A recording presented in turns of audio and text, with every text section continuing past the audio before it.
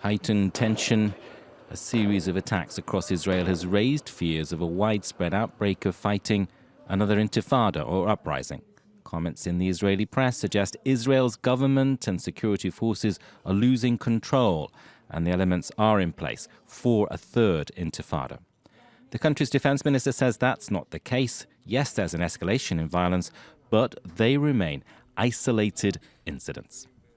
Terrorists, without any organization behind them, decide to go either to use their cars to kill the Israelis or to use knives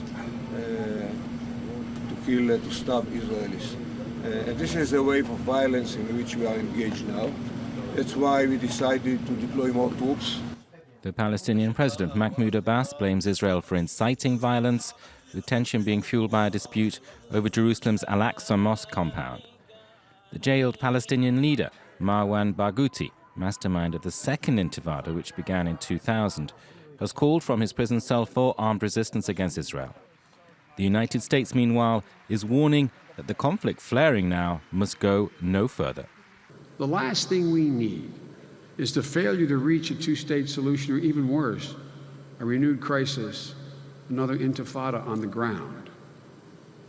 And that's why it's so critical that as we work toward lasting peace, we also take steps to ensure that tensions don't boil over into conflagration and conflict in Jerusalem. With each passing day, there is a growing sense of fear on the streets of Israel that the violence now is similar to uprisings of the past.